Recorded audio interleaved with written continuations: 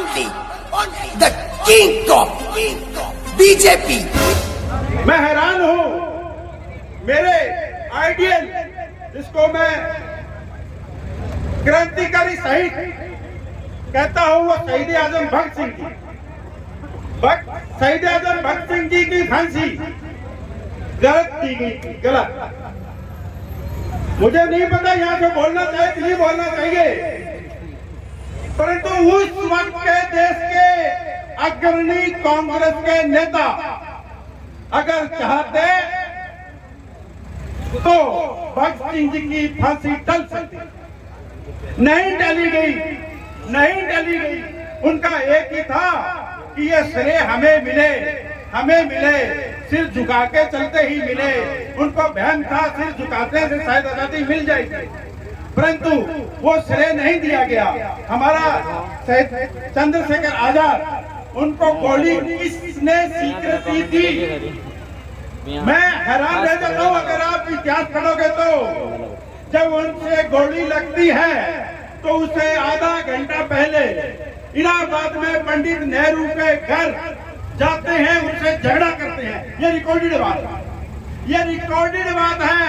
इन इतिहासकारों ने हमारे साथ पाप किया, हमें सच्ची बातें नहीं करी। ये रिकॉर्डेड बात है कि चंद्रशेखर आजाद गोली लगने से पहले आधा घंटा पहले पंडित नेहरू के घर थे और उनके साथ बहस इसलिए हुई कि आप भगत सिंह जी की फांसी क्यों नहीं रुकना चाहते। जब वो निकले तो किसने स्वीकृति दी कि इलाहाबाद के इस पार्क के नजदीक चंद्रशेखर आजाद, ये दुनिया से छुपा हुआ नहीं। शहीद आजम भगत सिंह जी को जब उस टाइम के लोगों ने कहा कि हम पैरवी करते हैं और आपकी फांसी रुकवाते हैं, तो उन्होंने कहा मुझे फांसी लगने दो, लोग सोए हुए हैं उनको जगाने दो, लोग सोए हुए हैं उनको जगाने दो, मुझे फांसी के फंदे पर चढ़ने दो। और जब जेलर ने उनके गले के अंदर फंदा डालने की कोशिश की तो उन्होंने जेलर कहा, अरे नहीं भाई, ये मेरा तो इसी से प्रेम है, इसको तो मैं खुद मेरे गले में डालूंगा। उन्होंने उस फंदे के रस्ते को चुमा और अपने गले के अंदर। मैं अब इसी वक्त पर भावुक हूँ, एक नारा लगाऊंगा, शहीद आजम भगत सिंह, आप कहेंगे अमर है। शहीद आजम भगत सिंह, शहीद आजम भगत सिंह, शहीद आजम भगत सिंह। आज हमें जरूरत है शहीद आजम भगत सिंह के सपनों पर चलने की, हमें जरूरत है ईमानदारी के रास्ते पर चलने की, हमें जरूरत है सच्चाई के रास्ते पर चलने की, हमें जरूरत है परोपकारी के रास्ते पर चलने की। जब देश आजाद हुआ तो बहुत ही सुंदर एक हमारा संविधान लिखा गया। उस संविधान के अंदर जो मैं बहुत ही सुंदर हर काम में संविधान की परिभाषा बताता हूँ कि संविधान में परिभाषा क्या है, लोकतंत्र की परिभाषा क्या है, लोक का मतलब क्या है, ये लोग, ये लोग, तंत्र क्या क्या है, जो सिस्टम है वो लोगों का, सीधी सीधी चीजों का। लोकतंत्र की परिभाषा 3 ही शब्दों में, क्या government is the people, by the people, for the people. जो कुछ है वो लोग ही है, जो कुछ है वो पीपल ही है। सरकार लोगों की, लोगों के लिए, लोगों के द्वारा, सिर्फ और सिर्फ ये परिभाषा। आप मेरे को बताइए सरकार कैसे बनती? आप जिनको चुनते हो वो 200 में से जिनका बहुमत हो जाता है वो सरकार बना लेते हैं। चुनते कौन? आप कैसे चुनते?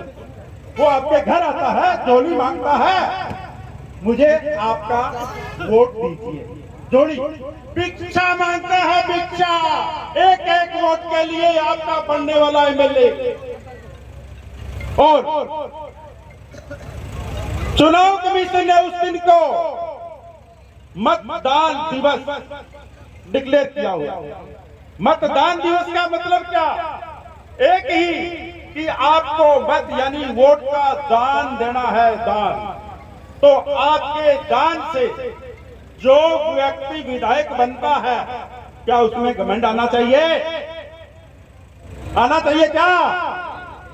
तो फिर मैं जगाने के लिए आया हूं, जगाने के लिए। मैं आपको जगाने के लिए आया हूं, जगाने के लिए कि जिसको दान के बेटे वोट देते हो उसमें घमंड का।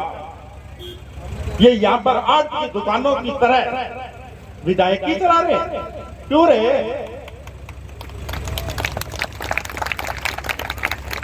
अब हनुमानगढ़ में ये नहीं चलने वाला, कतई नहीं चलने वाला।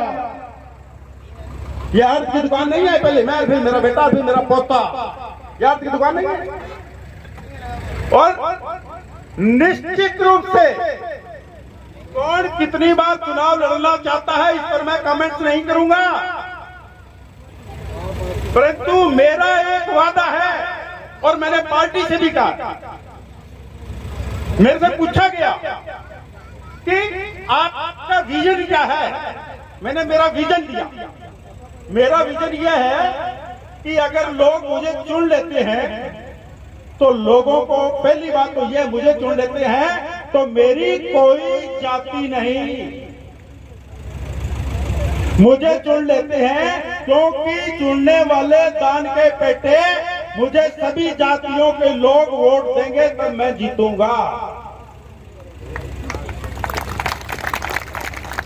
मेरा दूसरा विजन यह है कि अगर मैं एमएलए, जनता मुझे चुनती है तो मैं ये चाहूंगा कि सभी समाजों से, जातियों से, वर्ग से, उस वर्ग जाति के सुलझे हुए लोग, ईमानदार लोग, जिनमें जन सेवा की भावना हो, वे लोग आगे आए और वो ये कहे कि हम भी जन सेवा करना चाहते हैं, हमें भी जन सेवा का शौक है, ईमानदारी से करना चाहते हैं। वो 20 लोगों की एक कमेटी बने। मैं सबसे पहले उन 20 लोगों को कहूंगा, मेरे से जो परीक्षा लेनी है वो लो।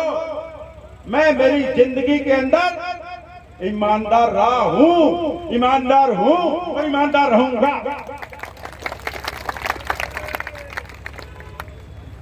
और उसके बाद में जो काम करना चाहता है वो भी ये सबूत दे कि भाई भतीजावाद नहीं चलने वाला, ईमानदारी से काम करना है। और जिस दिन मेरी कोई बेईमानी, मेरी नीयत में खो पकड़ा जाए, मुझे यहां बना लेना, मेरा इस्तीफा ले लेना। ये मैं सबसे वादा करता। दूसरा, मैंने ऊपर एक बात कही कि जो 20 लोगों की समिति होगी, अगर वो 20 के 20 लोग कहेंगे तो मैं अगला चुनाव लड़ूंगा, अदरवाइज मैं दूसरा चुनाव भी नहीं लड़ूंगा। और फिर जो मैंने कहा कि तीसरा चुनाव विधायक का मेरी जिंदगी के अंदर, चाहे दिल्ली से पार्टी आके कह दे तो भी नहीं लड़ूंगा। तीसरा चुनाव मैं जिंदगी के अंदर विधायक का 2 बार विधायक रहने के बाद तीसरा बार मैं चुनाव नहीं लड़ूंगा, क्योंकि मेरा एक विजन है।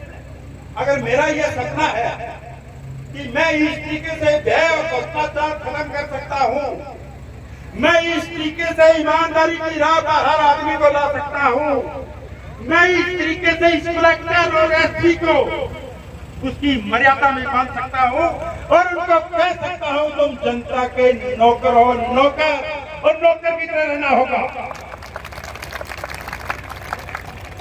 अगर मैं ऐसा कर सकता हूं तो हनुमानगढ़ के हजारों युवा भी ऐसे होंगे जो इस राह पे चल सकते हैं। उन्हें क्यों नहीं मौका मिलना चाहिए? उन्हें भी मौका मिलना। मैं इस सपने के साथ आपके हनुमानगढ़ में, मेरे हनुमानगढ़ में आया।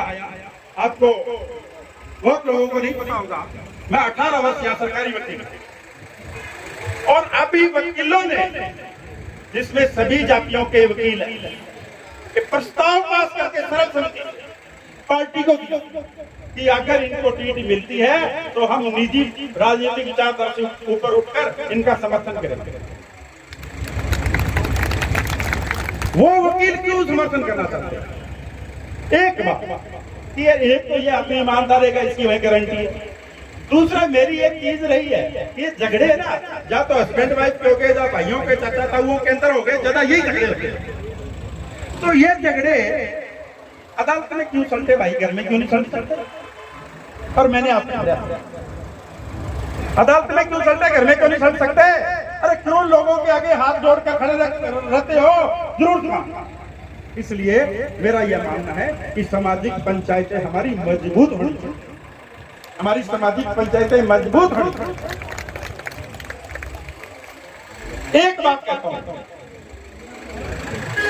सबसे पहले तो यह है कि ईमानदार रहूंगा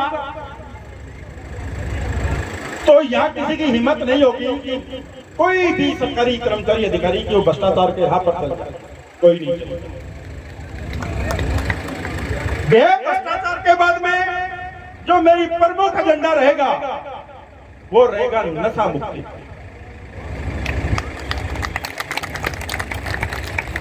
मुझे कोला से एक बुजुर्ग का फोन आया, मेरी आंखों में पानी आ गया। मूड जाति से थे, नाम शायद मैं भूलता हूँ, मेरे मोबाइल में नोट किया। और इन्होंने 20 मिनट तक बोला, अरे सुरेंद्र तेरा नंबर मुश्किल से मिला है मेरे को, और मेरे को तो तेरी बात यह भागी कि 1 साल के अंदर जहाँ हनुमानगढ़ नशा मुक्त होगा, जहाँ मैं विधायक रहूंगा, जहाँ नशा रहेगा। उन बुजुर्ग ने मुझे एक बात कही कि ये जो लोग विकास विकास विकास की बात कर रहे हैं ना, हम ऊब गए उस विकास का।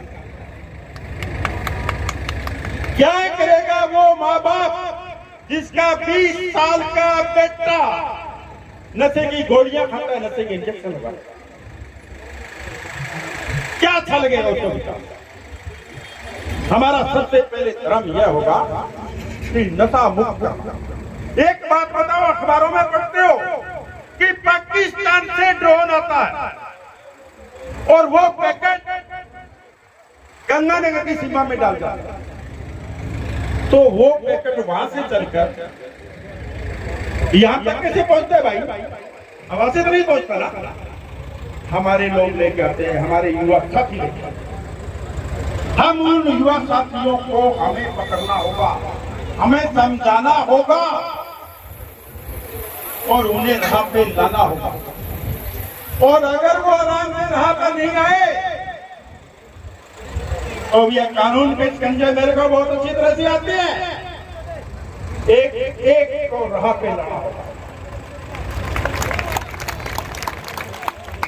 ये नशा बिना पुलिस की शय के नहीं फैल सकता। इस पुलिस को सुधरना होगा। मैं पुलिस की एक कड़ी रहा हूं, कड़ी।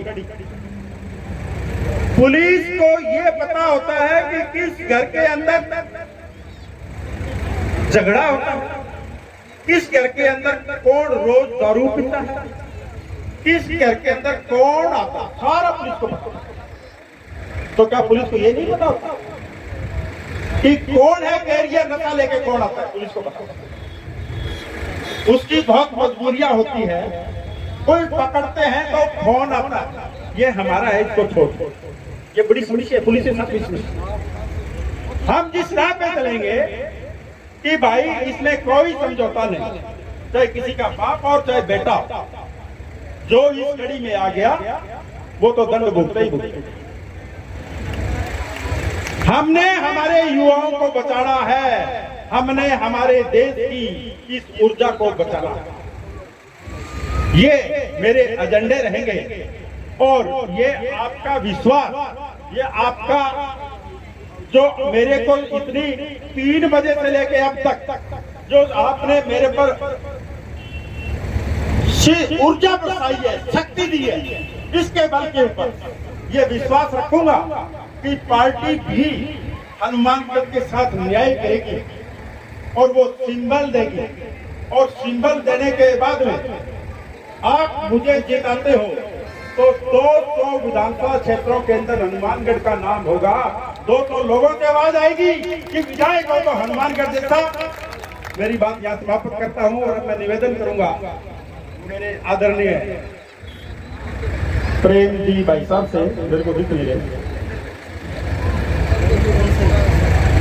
अब मैं आपसे निवेदन करूंगा आप आओगे नहीं आओगे। इससे पहले मैं भाई साहब एक आप बैठोगे यहाँ 1 मिनट के लिए, भाई साहब यहाँ आके बैठो ना 1 मिनट के लिए, यहाँ 1 मिनट।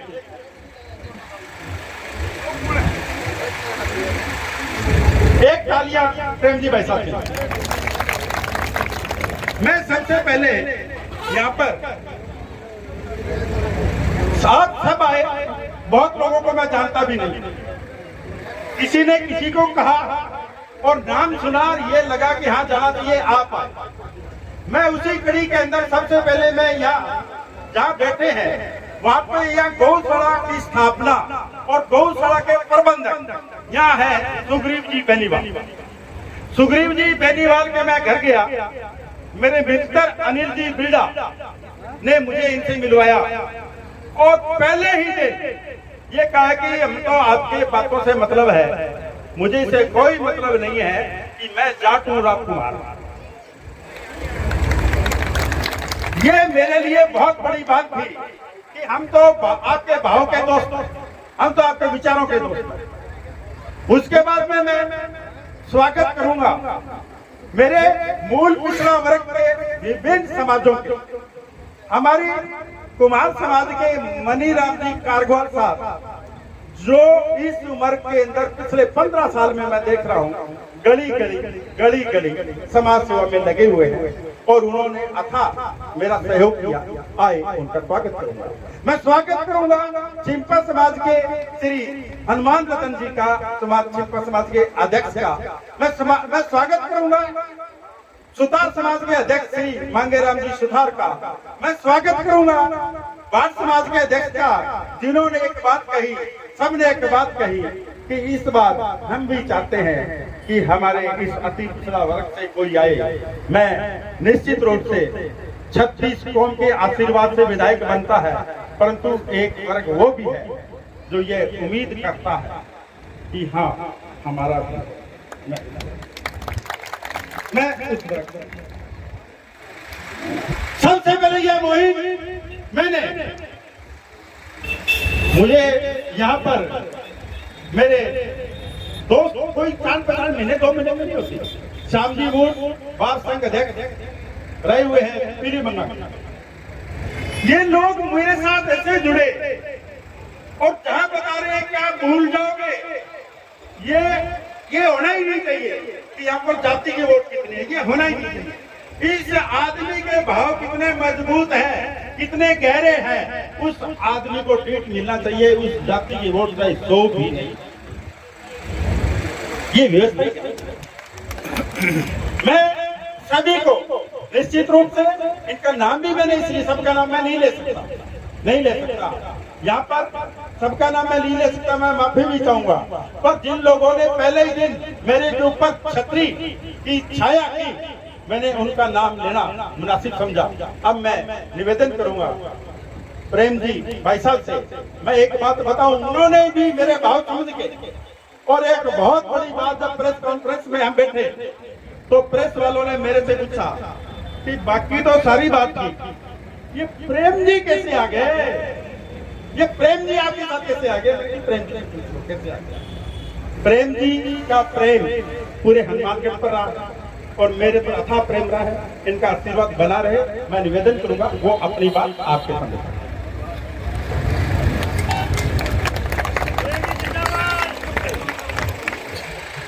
सारे भाया ने और बाया ने राम राम था। मित्रों, मैं कुछ जातिवाद की बात नहीं करता। पीढ़ियों से हम लोग गांव में, शहरों में एक से वेशभूषा, एक से रीति रिवाज, एक से खेती किसानी का अपना धंधा यही करते रहे। तो मेरे दिमाग में बहुत पहले से थी कि प्रत्येक बगीचे में अगर 15 पौधे लगे हैं तो बदल बदल के सब पर फूल आने चाहिए। एक ही पौधे पर फूल आते रहे तो फिर थोड़ा व्यवस्था बनती नहीं है, सुंदरता भी नहीं है। प्रत्येक व्यक्ति को, प्रत्येक जाति को, प्रत्येक कौम को आगे बढ़ने का एक बार मौका देना चाहिए कि ये लो भाई खाने दियो मौका, मुझे करके दिखाओ कि तो दोबारा ही दे देना, नहीं तो आपके घर बैठ जाए कि और दे देना। और मैं अभी जलंधर जी बता रहे थे कि भी अंग्रेजों से लड़े, मैं कह रहा हूँ कि जो भी ताकतवर कौम होती है, ये इतिहास रहा है मानव का कि शासक कौमें कमजोर तबकों को दबाती है, उनके खिलाफ संघर्ष करता ही पड़ता रहता है। चाहे वो भगत सिंह जी लड़े हो, चाहे वो मुगलों के खिलाफ लड़े हो, अंग्रेजों के खिलाफ लड़े हो, आज भी लड़ रहे हैं, आज भी लड़ाई जारी है। लेकिन जीतते कौन है? वो जीते जो जाग जाते हैं, जो जागरूक हो जाते हैं, जो जागरूक होके अपनी आवाज को बुलंद करते हैं। आज आप लोग इतनी बड़ी संख्या में इकट्ठे हो गए, ये मेरे लिए आश्चर्य की बात है। मुझे लगता है आप भी सोचना कि पहली बार इकट्ठे हुए थे, और वो भी राजनीतिक मंशा से, टिकट चाहिए। मैं मित्रों मेरा परिचय दे दूं कि मैं 1980 से बीजेपी में हूँ, इस कॉलेज में पढ़ते थे जब से, और 85 में जब कोई चुनाव नहीं लड़ता था बीजेपी का, तब मैंने चुनाव भी लड़ा था एमएलए का। वोट बाट बीजेपी ने कोई कौन दे तो भी टन, और लोग ने की सभी कभी कोई। अब जलंधर जी मेरे पास आए तो मैंने कहा मौका है, पहली बार इस समाज ने टिकट मांगी है, और ये ऐसा व्यक्ति जिसको सभी लोगों का सहयोग भी है, तो इसको टिकट के लिए समर्थन देना चाहिए। मैंने इनको अपना पूरा समर्थन दिया, और मैं एक निवेदन कर दूं कि जो भी संघर्षशील होते हैं मैं उनके साथ रहता हूं हमेशा, ये मेरा नियम है। जो पिछड़ गया विकास की दौड़ में, मैं उसके साथ, जो पिछड़ गया राजनीति की दौड़ में, आज राजनीतिक सरगर्मी हो गई है, सब चीजें वो खाने लगे हैं। सामाजिक संस्थाएं, नौकरियां, व्यापारिक संस्थाएं सब राजनीति के अधीन होते चले जा रहे हैं।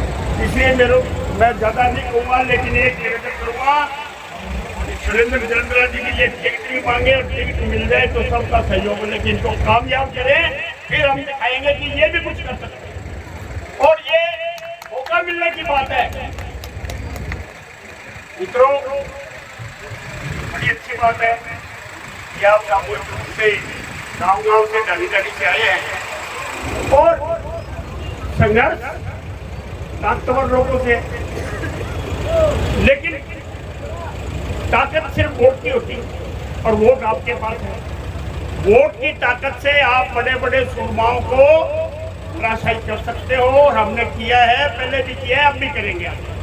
मैं विश्वास दिलाता हूँ कि आप एक ओंकार भरोगे तो ये हनुमान जी की लंका की तरह ऊपर तक जाएगी आवाज, और हम जीतेंगे, निश्चित रूप से जीतेंगे। जय हिंद, जय भारत।